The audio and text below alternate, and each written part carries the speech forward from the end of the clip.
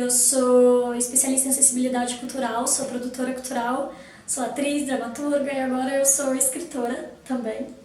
A gente está aqui no espaço do Ateliê dos Ciclistas Bonequeiros, que é um espaço na Vila Itororó, que nós conseguimos através de um edital de ocupação pública, e a gente pretende transformar esse espaço num ateliê aberto ao público, para a gente poder falar um pouco mais sobre acessibilidade e também sobre o trabalho dos ciclistas, que é um trabalho que a gente faz com mini-teatros, então esse resgate ao teatro, a cultura mais artesanal, essa cultura que está um pouco mais ligada também a esse contato tete-a-tete, que a gente acabou perdendo um pouco por conta da pandemia, né? A gente viveu um período aí onde a gente acabou se distanciando dessa questão da presença.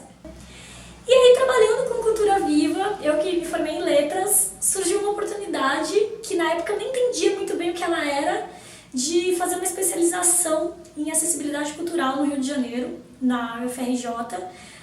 Naquela época o Ministério da Cultura estava interessado, a gente sente até saudade de pensar nessa ideia de o Ministério da Cultura estar interessado em estimular a acessibilidade nas atividades culturais por todo o território nacional, a gente tinha ali, era mais ou menos a época da aprovação do Estatuto da Pessoa com Deficiência, então tinha uma ideia de que a cultura tinha que incorporar a questão da acessibilidade também nos projetos.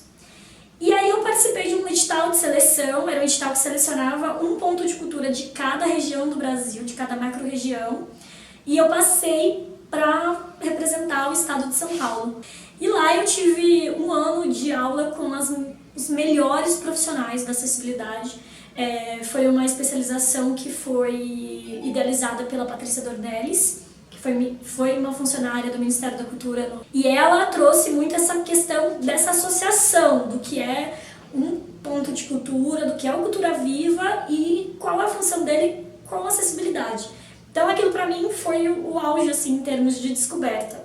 Finalizando o curso, finalizando essa parte acadêmica, eu trouxe de volta, como era pretendido, né, que a gente fizesse, esse conhecimento para a minha vida aqui em São Paulo. Então eu comecei trabalhando no ponto de cultura que eu já trabalhava, entendendo quais eram os limites ali, onde as pessoas com deficiência estavam, por que elas não estavam inseridas nas atividades, e isso particularmente se tornou, a partir daí, a minha missão de vida. Então eu trabalhei com projetos de teatro que incluíam crianças com deficiência nas atividades. Trabalhei também em projetos ligados à questão do ativismo cultural, essa questão também da participação na política pública da cultura. Então, fiz um agente comunitário de cultura pela Secretaria Municipal de Cultura, o agente mobilizador pela Secretaria do Estado, e sempre tentando trazer a acessibilidade para esse mundo, né? Para esse universo. Porque a gente sabe que existe uma abertura para isso na cultura, mas existe uma ignorância, né? As pessoas ainda não sabem o que não sabem exatamente como fazer, algumas pessoas entendem até como uma coisa que não é uma obrigação nossa. Eu comecei a participar também, aí eu já comecei a me fazer artista, porque eu comecei a trabalhar com isso, eu brinco que a acessibilidade me fez artista.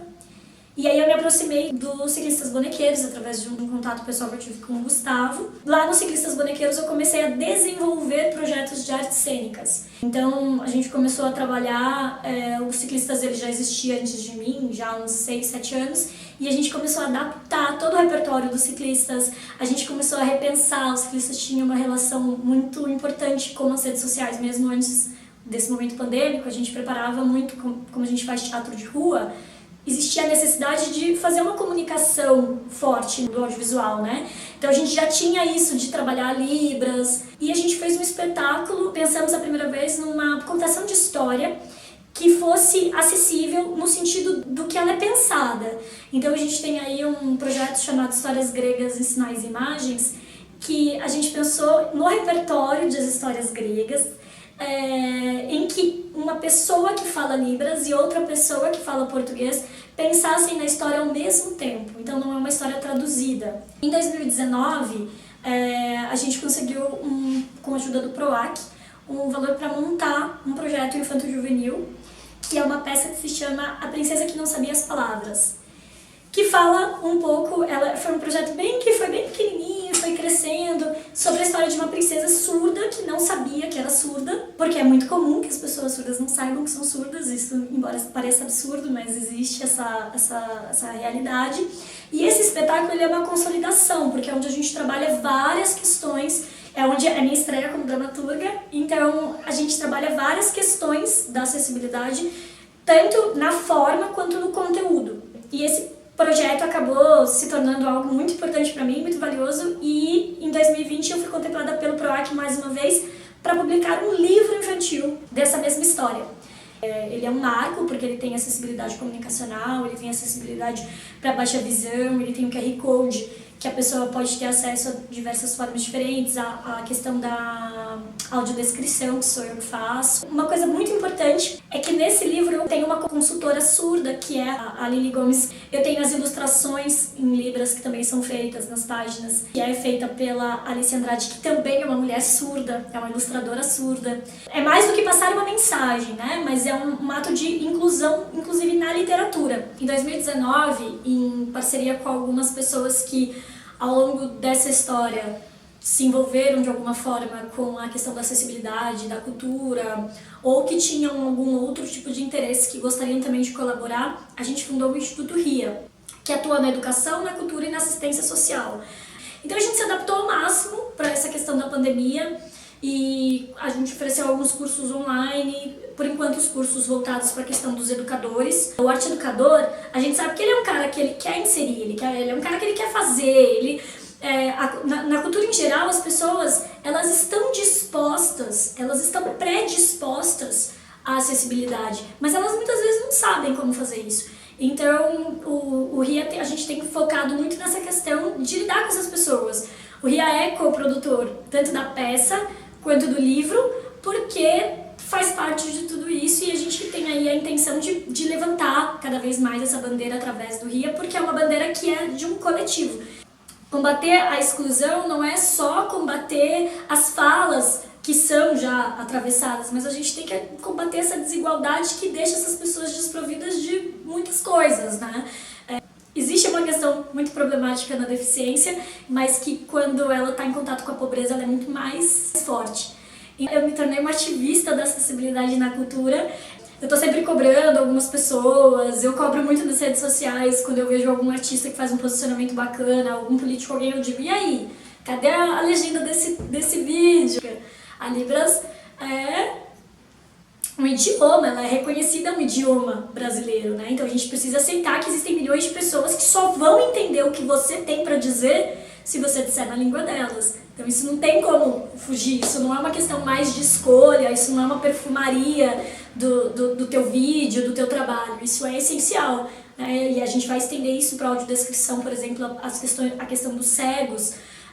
As pessoas cegas, a gente tem hoje uma tecnologia que proporciona uma qualidade de vida, uma qualidade de acesso à informação muito maior. E para isso a gente só precisa tomar algumas providências, como providenciar legendas de fotos, pensar no nosso site, se ele está comunicando, se ele tem essa possibilidade de comunicar com esses softwares. São pequenas coisas que eu gosto de levar adiante, que eu gosto de fazer como bandeira, e pensar que essas pequenas coisas elas não são pensadas pelas pessoas. Eu acredito que as pessoas não são ruins, eu acredito que as pessoas não incluem porque elas nunca pensaram nisso. E aí quando a gente vai falar sobre teatro, sobre arte, a gente vê o quanto às vezes você lê um livro que te traz uma informação que abre teus olhos de uma forma que nunca abriu. Então eu acabei me tornando uma artista, que comecei como produtora, acabei me tornando uma artista, hoje me sinto artista, mas me sinto uma artista que tem uma missão, e essa missão está ligada à inclusão das pessoas com deficiência, a uma sociedade mais inclusiva.